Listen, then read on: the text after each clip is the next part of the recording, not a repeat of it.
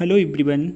MJP द्वारा आयोजित किया गया एलएलबी एंट्रेंस एग्ज़ाम का पेपर पैटर्न क्या रहा, किस टाइप के प्रश्न पूछे गए थे, इजी, मॉडरेट या टफ, ऐसे कुछ क्वेश्चनों को हम इस वीडियो में देखेंगे। साथ ही बात करेंगे आपकी आंसर की कब रिलीज होगी और रिजल्ट कब आउट होगा, और आपके गवर्नमेंट कॉलेज के लिए क्या एक एक्सपेक्टेड कट ऑफ होनी चाहिए।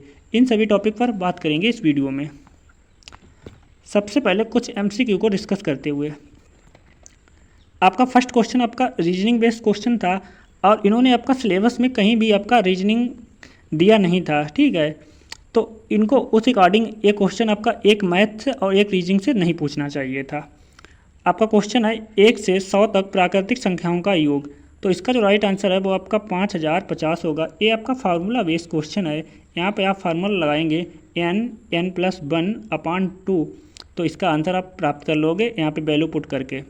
अंतर्राष्ट्रीय महिला दिवस आपसे पूछा गया था, तो जितनी भी आपकी लड़कियां इस एग्ज़ाम में अपीयर होंगी तो वो तो आपका ये क्वेश्चन सही कर लेंगी। अब लड़के नहीं कर पाए वो अलग बात है। यहाँ पे पिता शब्द का बहुवचन पूछा गया था, तो आपको पता होना चाहिए जो पिता शब्द है उसका बहुवचन पिता ही रहता है। नायक का संधि विच्छेद पूछा गया था। नायक का संधि विच्छेद आपका नय प्लस अक होता है।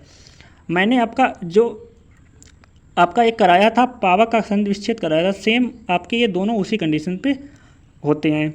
आपका सप्तऋषि में कौन सा समास है, मैंने अपने वीडियो में बताया था। जहाँ पे आपकी संख्या वाचक शब्द की बात की जाए वहाँ पे आपका द्विगु समास होता है, जहाँ पर और शब्द की बात की जाए वहाँ पे आपका होता है द्वंद्व समास। इस टाइप के मैंने क्वेश्चन बताए थे। जहाँ पे यथा, हर, भर, आवत आता है वहाँ पे आपका कौन सा समास होता है, वहाँ पे आपका होता है जो समास वो आपका वहाँ पर आपका अव्ययभाव समास होता है। ये आपका टफ लेवल का क्वेश्चन था। पूना पैक्ट किस किस के बीच आपका हुआ था, ये आपका महात्मा गांधी और अम्बेडकर जी के बीच में हुआ था पूना पैक्ट। नाक का बाल होने का अर्थ होता है मुहावरे का प्रिय व्यक्ति होना। एक और आपका मुहावरा पूछा गया था, वो मुझे याद नहीं आ रहा था, वो भी आपका टफ मुहावरा था। जिसको पता हो वो कमेंट बॉक्स में बताएं। तो इस टाइप के क्वेश्चन आपके पूछे गए थे। अब इसमें बात करें आपके टफ लेवल के क्वेश्चन कौन कौन से थे। आपका पूछा गया था एक क्वेश्चन कि एक व्यक्ति है वो आपका एक पंछी को मारता है और पंछी वो जाकर आपका भीगी भूमि पर गिरता है। वहाँ पर आपको उस पंछी को सी उठा लेता है, तो उस पंछी पर किसका अधिकार होगा। तो मेरे अकॉर्डिंग उसका जो राइट आंसर होना चाहिए वो डी, क्योंकि ए द्वारा पंछी को मारा जाना और सी द्वारा पंछी को उठाया जाना, ये यहाँ पर अधिकार की बात नहीं सिद्ध होती है। तभी वो उसका मेरे अकॉर्डिंग राइट आंसर होना चाहिए ऑप्शन डी, क्योंकि ये किस विधि के अंतर्गत गवर्न होगा ये भी अभी क्लियर नहीं है। क्योंकि आपको पता होना चाहिए जो बर्ड को मारना वो आपका लीगली कार्य तो है नहीं, ठीक है। तो इसका राइट आंसर डी होना चाहिए। एक क्वेश्चन पूछा गया था आपका, एक बच्चा है वो नदी के किनारे डूब रहा है, पास से एक व्यक्ति गुजर रहा है जिसको तैरना आता है, वह उस बच्चे को नहीं बचाता है, तो उसने कौन सा अपराध किया है। तो मैं बता दूं उसने कोई अपराध नहीं किया है, क्योंकि उसका वहाँ पर विधिक दायित्व तो नहीं था।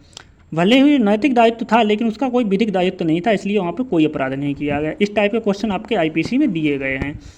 वहीं बता दूं अगर कंडीशन ये होती वो बच्चा स्विमिंग पूल में डूब रहा होता और स्विमिंग पूल का गार्ड वहाँ पे पास में बैठा होता, वो नहीं बचा रहा था, तो वो आपका लायबल हो सकता था। लेकिन यहाँ पे ये व्यक्ति है वो किसी भी अपराध का दोषी नहीं होगा। एक क्वेश्चन आपका पूछा गया था, एक महिला है वो आपका स्नान कर रही है, वहीं पे कोई व्यक्ति उसका फ़ोटो खींचता है, तो वो किस आईपीसी के धारा के तहत आपका दंडनीय होगा। तो आईपीसी में है इसमें बात की गई है वायरिज्म की, दृश्य रैखिकता, तो वह उस अपराध का दोषी होगा। एक आपका मैथ का जो क्वेश्चन था, मैथ का वो बहुत टिपिकल था आपका, वो आपका ये रेलगाड़ी वाला था। इसकी वैल्यू आपको जिसको सही पता होगी वो पुट कर देना कमेंट बॉक्स में, मैं इसका आंसर बता दूंगा कि क्या क्या इसकी वैल्यू थी। क्योंकि इसकी वैल्यू आपकी सही पता नहीं चल रही है तो मैंने ये क्वेश्चन आपका लगा नहीं पाया। एक क्वेश्चन आपका पूछा गया था, प्राचीन समय में न्याय देने वालों को क्या कहते हैं। तो न्यायशास्त्री या वो ऑप्शन जो भी हो उससे रिलेटेड वो होगा उसका राइट आंसर। ये क्वेश्चन आपका क्वेश्चन पूछा गया था, संविधान की प्रस्तावना को संविधान की कुंजी किसने कहा। तो ये के.एम. मुंशी ने कहा, आपको पता होना चाहिए। ये आपका टिपिकल क्वेश्चन था कि निम्न में से कौन सी लिपि है वो आपकी दाएँ से बाएँ लिखी जाती है। तो आपका जो खरोष्टी विधि है ये आपकी दाएँ से बाएँ लिखी जाती है। आपके अलंकार के भेद पूछे गए थे, तो आपके अलंकार के भेद 2 होते हैं और प्रकार आपके 7 होते हैं, आपको ये पता होना चाहिए। कुछ मॉडरेट टाइप के क्वेश्चन डिस्कस करते हैं। आपके जो आपके टफ क्वेश्चन थे वो और भी हैं, जैसे आपका पूछा गया था कि इस सेडिशन को हटाकर अब कौन सा अपराध आपका कर दिया गया है।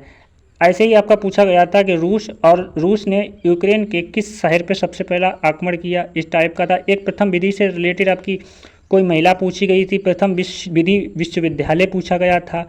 इस टाइप के क्वेश्चन आपके पूछे गए थे, वो आपके टफ क्वेश्चंस थे। रसराज किस रस को कहा जाता है, तो आपको पता होना चाहिए श्रृंगार रस को रसराज कहा जाता है।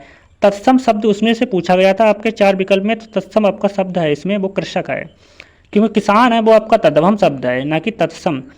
ठीक है, तो इस टाइप के आपके क्वेश्चन पूछा गया। एक पूछा गया था इसमें से कौन सा तद्भव शब्द है, तो आपका सच है वो तद्भव शब्द है, सत्य है वो आपका तत्सम शब्द है, ये आपको पता होना चाहिए।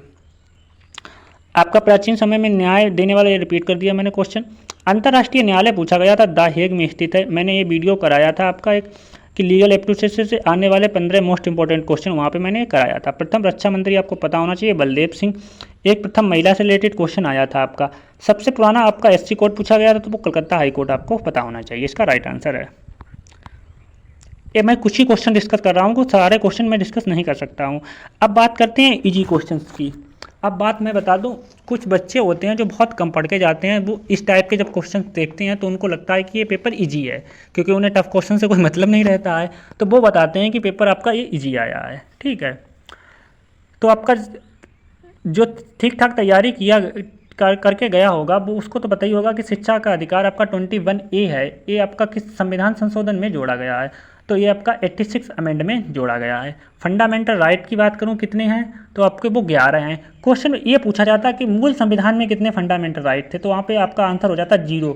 मूल संविधान में आपके एक भी फंडामेंटल राइट नहीं थे, तो वहाँ पे 0 थे। कमल का पर्यायवाची शायद पूछा गया था, ये मैंने आपका वीडियो में डिस्कस कराया था, जिसमें हिंदी के 50 क्वेश्चन कराए थे, वहाँ से आपके 2-3 क्वेश्चन आए भी। वर्ल्ड कप आपका किसने जीता 50-50, तो आपको पता होना चाहिए ऑस्ट्रेलिया ने जीता। यूरोपियन में पूछा गया था कौन सा आर्टिकल आपका प्रयुक्त होगा, तो आपका ए आर्टिकल प्रयुक्त होगा।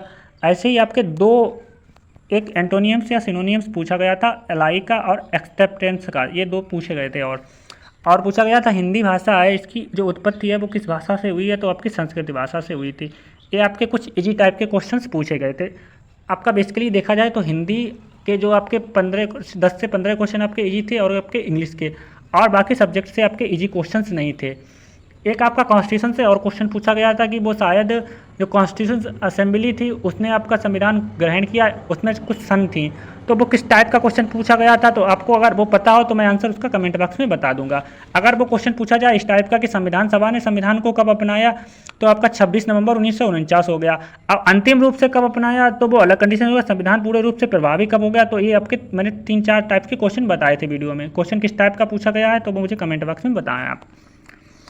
अब बात करेंगे पेपर के अकॉर्डिंग क्या एक्सेप्टेड कट ऑफ रहनी चाहिए।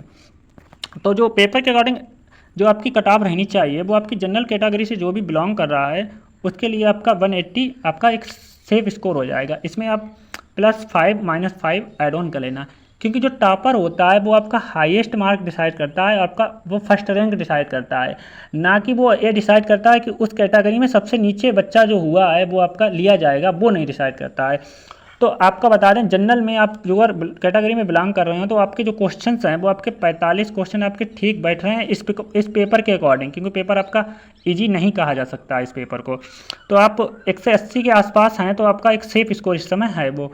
इसमें आप +5 -5 ऐड ऑन कर लेना। ओबीसी में तो आपका 170 आपका, इसमें आप +5 -5 ऐड ऑन कर लेना। SC ST कैटेगरी में बात करें तो 150 आपका एक सेफ स्कोर रहना चाहिए इस पेपर के अकॉर्डिंग, क्योंकि जो पिछली बार गई थी बरेली कॉलेज बरेली की आपकी जो कट ऑफ जनरल कैटेगरी की जो फर्स्ट कट ऑफ की मैं बात कर रहा हूँ वो 208 गई थी। ऐसे ही आपकी 2 से या 3 या 4 कट ऑफ आती हैं, तो कहीं ना कहीं जो दूसरी कट ऑफ आएगी मेरिट लिस्ट आएगी वो कहीं ना कहीं 5 या 7 नंबर के अंतराल पे आएगी। तो जब 5 या 7 नंबर अंतराल पे आएगी तो जो उससे जो तीसरी आएगी तो वो कहीं ना कहीं कम आएगी, तो वो आपका लगभग 190 के आसपास आ जाएगी। और ये पेपर थोड़ा आपका मैं बता दूँ ये थोड़ा आपका मॉडरेट से आपका डिफ़िकल्टी लेवल का था, तो आपका जो 180-190 है आपका जनरल कैटेगरी में सेफ स्कोर हो जाएगा, क्योंकि आपकी सीटें भी बहुत हैं, 620 टोटल सीटें हैं आपकी बरेली कॉलेज बरेली और आपका KGK कॉलेज मुरादाबाद। बात करें आपका रिजल्ट कब तक आ जाएगा, तो आपका जो रिजल्ट है वो आपका जो पेपर हुआ था वो आपका 11 जुलाई को हुआ था, तो आप ये मान के चलिए 11 अगस्त से तक आपका आ जाएगा, 1 महीने के अंतराल पे आपका। कभी कभी ये ओमार जो आंसर शीट होती है वो आपका आंसर की वो आपका एक ही दिन रिलीज करते हैं, रिजल्ट उसी दिन रिलीज करते हैं, तो हो सकता है आंसर की और आपका रिजल्ट दोनों एक ही दिन आपको देखने को मिले। Thank you for watching and supporting me, please subscribe my YouTube channel.